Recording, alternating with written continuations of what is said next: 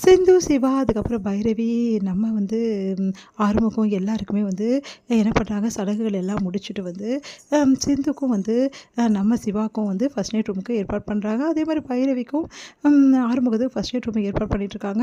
அப்போ வந்து ஆறுமுகம் வந்து உள்ளே போகிறாரு. நான் அப்படியே படுத்து நல்லா தூங்கிடுறாரு. இதை பார்த்து வந்து பைரவி செமையாக டென்ஷன் ஆகி, என் வாழ்க்கைக்கு எடுத்து நீங்கள் வந்து நல்லா தூங்குறியா அப்படின்னு சொல்லிட்டு பூத்தட்டை எடுத்துன்னு போயிட்டு அவர் மேலே போட்டு உடச்சி அவர் வந்து வெறுப்பேற்றி விடுறாங்க. என்ன பண்ணுன்னு தெரியாமல் வந்து தவிக்கிறாரு. இதுக்கப்புறம் உனக்கு இருக்குது என்கிட்ட அப்படின்னு சொல்லிட்டு டென்ஷன் ஆகுறாங்க பைரவி. இங்கே வந்து சிந்து வந்து மன்னிப்பு எவ்வளோ கேட்டு பார்க்குறாங்க சிவா கிட்ட. சிவா மூஞ்சி கொடுத்து கூட பேச மாட்டேங்கிறாரு. அடுத்து சிவா கிட்ட கெஞ்சி கேட்குறாங்க, உன்னை மன்னிக்க நான் தயாராக இல்லை, உன்ன மாதிரி ஒரு பொண்ணு எனக்கு தேவையே கிடையாது. எதுக்காக தெரியுமா உன் கழுத்தில் நான் தாலி கட்டினேன்? என் பெரியம்மாக்காக மட்டும்தான் உன் கழுத்தில் தாலி கட்டினேன். அவங்களுக்காக மட்டும்தான் நான் இங்கே இருப்பேன். மற்றபடிலாம் வேறு ஒன்றுமே கிடையாது. உனக்கும் எனக்கும் எந்த சம்மந்தமும் இல்லை. ஒரு ஃப்ரெண்டுன்ற முறையை கூட நீ என்கிட்டேருந்து இழந்துட்ட. ஒரு ஃப்ரெண்டாவது உன்னை நான் மதிச்சா அதை கூட நீ இழந்துட்ட. நீ செஞ்சது பச்சை துரோகம். என் மூஞ்சில் கூட முடிக்காத. உன்னை பார்க்கவே எனக்கு வெறுப்பாக இருக்குது. உன்ன மாதிரி ஒரு பொண்ணு நான் பார்க்குறதோட பார்க்காமே இருப்பேன். தயவு செய்து என் முன்னாடி வந்துடாத. உன்னை கெஞ்சி கேட்குறேன். இதுவாவது எனக்காக பண்ணு. என்னோட வந்து வந்து எவ்வளோ அவமானப்படுத்த முடியுமோ அவ்வளோ அவமானப்படுத்த. இந்த ஊரில் எல்லோரும் என்னை மதிப்பாக பார்த்தாங்க. ஒரு டாக்டராக உயிரை காப்பாற்றுறவனா பார்த்தாங்க. இப்போ நான் ஒரு கேவலமானவனாக பார்க்குறாங்க. எல்லோரும் ரொம்ப மோசமானவனாக பார்க்குற நிலைமைக்கு என்னை கொண்டு வந்திருக்கேன். உன்கிட்ட பழகின பாவத்துக்கு எனக்கு இதெல்லாம் தேவைதான். இதுக்கு தான் இவ்வளோ வந்து என்கிட்ட பழகினியா? ஒரு ஃப்ரெண்டுக்கு செய்கிற துரோகத்தை செஞ்சுட்டியே. அது மட்டும் கிடையாது, நான் விரும்புகிறேன்றியே. விரும்புனா என்ன பண்ணணும் தெரியுமா? காதல்னா என்னன்னு தெரியுமா உனக்கு? காதல்னா அடுத்தவங்களுக்காக வந்து சாக்ரிஃபைஸ் பண்ணுறது. நீ என்னை விரும்பியிருந்தா என் சந்தோஷத்தை நீ நினச்சிருப்ப.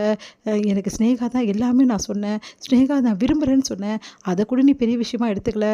அட்லீஸ்ட் வந்து என் மரியாதையை காப்பாற்றினியா? எல்லார் முன்னாடியும் அசிங்கப்படுத்தி அவமானப்படுத்தி கூனி குறுக வச்சுட்டேன்னு என்னை அவ்வளோ அசிங்கப்படுத்தி கல்யாணம் பண்ணியிருக்க. இந்த வாழ்க்கையில் நான் சந்தோஷமாக இருக்கணும்னு நினைக்கிறியா? கண்டிப்பாக சந்தோஷமாக இருக்க மாட்டேன். நீயும் சரி நானும் சரி இந்த செவத்துக்குள்ளே நம்ம 2 பேர் புருஷன் பொண்டாட்டியே கிடையவே கிடையாது. வெளியே மட்டும் தான் நம்ம புருஷன் பொண்டாட்டி. புரியுதா அப்படி சொல்கிறாரு.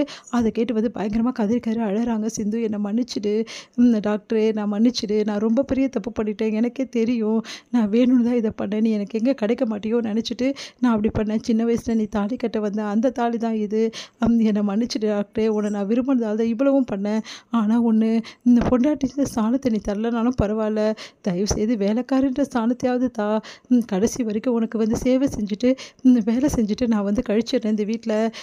நான் செஞ்ச பாவத்துக்கு அதுதான் தண்டனை எனக்கு தெரியும் அப்படி சொல்லி அழுகுறாங்க. நீ என்ன பண்ணாலும் சரி, என்ன சொன்னாலும் சரி, நான் வந்து உன்னை ஏறெடுத்து கூட பார்க்க விரும்பலை. தயவு செய்து இங்கேருந்து போயிடு. உன்னை பார்க்கவே பிடிக்கல. இந்த ரூமை விட்டு உன்னை நான் போக சொல்லலை. ஏன்னா இந்த ரூமில் நம்ம 2 பேரும் இங்கே இருப்போம் அப்படின்னு சொல்லிட்டு பெரியம்மா நிம்மதி அடைவாங்க. பெரியம்மாக்காக தான், அந்த குடும்பத்துக்காக மட்டும்தான் நான் இதெல்லாம் பண்ணுறேன். ஆனால் உனக்காக நான் இது எதுவுமே பண்ண மாட்டேன். கடைசி வரைக்கும் நீ யாரோ நான் யாரோ தான். நான் உன்னை கடைசி வரைக்கும் மன்னிக்கவே மாட்டேன் சிந்து அப்படின்றாரு. அதை கேட்டு சிந்து பயங்கரமாக கதறி அழுறாங்க. என்னை மன்னிச்சிட்டு டாக்டர் அப்படின்றாங்க. இதுதான் என்னோட முடிவு, புரியுதா? வெளியே போனாலும் சரி, நான் என்ன பண்ணேன், உன்னை எப்படி நடத்துகிறேன் அப்படின்னு சொல்லிட்டு எல்லார்கிட்டையும் சொல்கிறது, உன் அப்பா கிட்ட சொல்கிறது, அது இல்லாமல் வீட்டில் உள்ளவங்ககிட்டலாம் சொல்கிறது, இதெல்லாம் நீ வந்து வச்சுக்கிறேன்னு வச்சுக்கோயேன். அதுக்கப்புறம் இந்த சிவா என்ன பண்ணுவானே தெரியாது, புரியுதா? உனக்கும் எனக்கும் எந்த பிரச்சனையாக இருந்தாலும் இந்த ரூம்குள்ளே தான் இருக்கணும். வெளியே இருக்கவே கூடாது. வெளியே பொறுத்த வரைக்கும் நீயும் நானும் நல்ல புருஷன் பொண்டாட்டி தான் இருக்கும் அப்படின்ற மாதிரி தான் காட்டிக்கணும். ஏன்னா என் பெரியம்மா நம்பி தான் இந்த கல்யாணத்தை பண்ணி வச்சுருக்காங்க. ஒன்று, என் பெரியம்மா என்ன நம்பலை, உன்னை நம்பியிருக்காங்க. ஆனால் உன்னை நம்பினது தப்புன்னு சொல்லிட்டு அவங்க கூடிய சீக்கிரம் வந்து கண்டிப்பாக வந்து உணருவாங்க. அப்போ அவங்க தாங்க மாட்டாங்க, கண்டிப்பாக அழவாங்க. அப்போ தெரியும் அவங்களுக்கு என்ன பிரச்சனைன்னு சொல்லிட்டு. ஆனால் ஒரு விஷயம் நான் சொல்கிறேன், நீ பண்ண எல்லாத்துக்குமே வந்து கண்டிப்பாக உனக்கு தண்டனை இருக்குது அப்படின்றாரு. அதிர்ச்சி அடைகிறாங்க.